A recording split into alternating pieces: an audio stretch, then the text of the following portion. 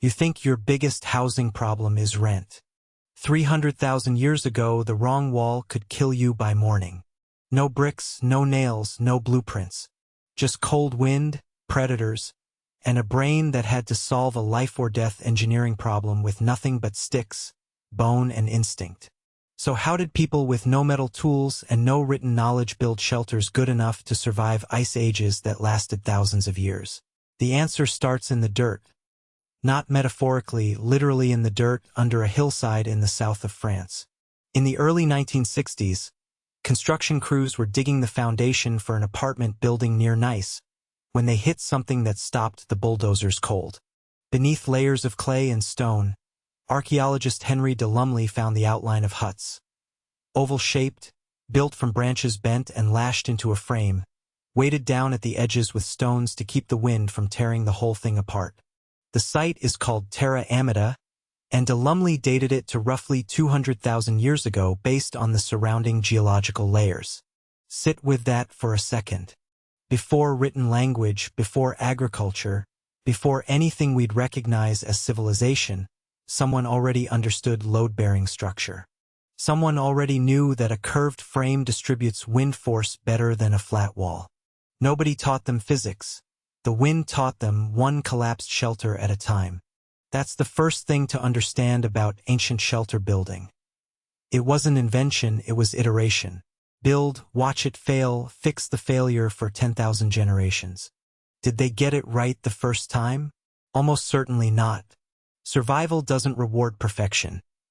It rewards whoever fails the least catastrophically and lives long enough to try again tomorrow. Move forward in time, and the evidence gets stranger and more specific. On the shore of the Sea of Galilee in what's now Israel, archaeologist Danny Nadel and his team uncovered the remains of a site called Ohalo II.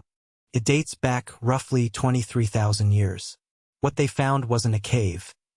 It was a hut with brushwood walls, a hearth for fire, and grass bedding still preserved in the soil after all that time because the site had been waterlogged and sealed by the lake for millennia. Fire means heat management. Grass bedding means insulation from the ground, which loses body warmth faster than the air around you. These weren't people huddling in the rain hoping to survive the night. These were people building rooms, functional, purpose-built rooms with a sleeping zone and a heat zone, separated on purpose. Now go further north and further back into the cold. In what is today Ukraine, near the town of Mezhyrich, researchers found something that sounds almost mythological until you see the photographs. A dwelling built from the bones of woolly mammoths.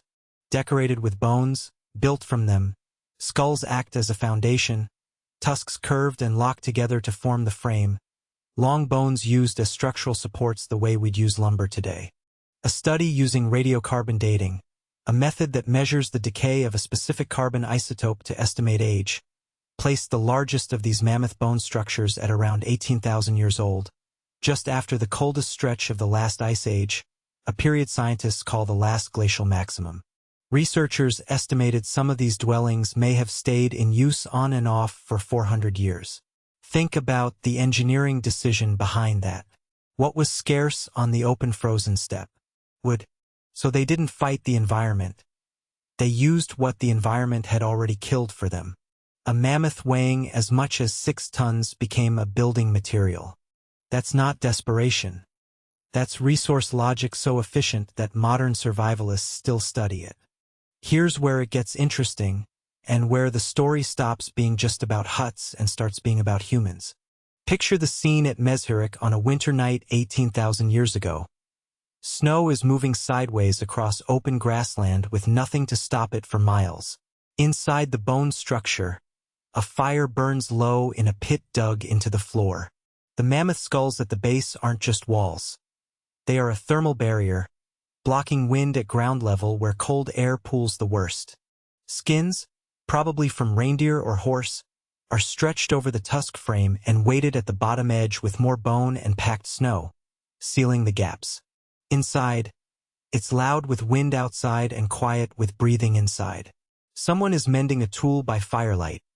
A child is asleep against an adult's side, both of them under a single shared hide. Nobody in that hut is thinking about architecture.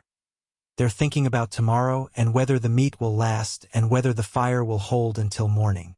And that image, the fire, the bones, the shared warmth, is the same image every human shelter has been chasing ever since. The materials changed, the need never did. And here's the twist that flips everything you've assumed so far. We tend to picture ancient humans as desperate, barely surviving the elements, but the evidence says something almost the opposite. These weren't random piles of branches thrown together in a panic. Researchers studying sites like Ohalo II in modern-day Jordan, led by archaeologists, found hut floors with hearths, animal bone deposits, and even small caches of pure seashells, items with no survival function at all, brought from hundreds of miles away, kept and arranged with apparent intention. That's not just shelter. That's decoration. That's a home in the emotional sense of the word, not just the structural one. In other words, the moment humans solved the problem of staying alive indoors, they immediately started solving a second problem nobody forced them to solve, making that space feel like theirs. That should sound familiar because you do the exact same thing.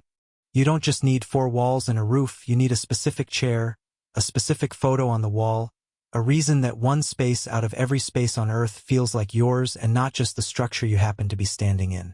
The instinct to build shelter and the instinct to make that shelter meaningful arrived at almost the same time in human history.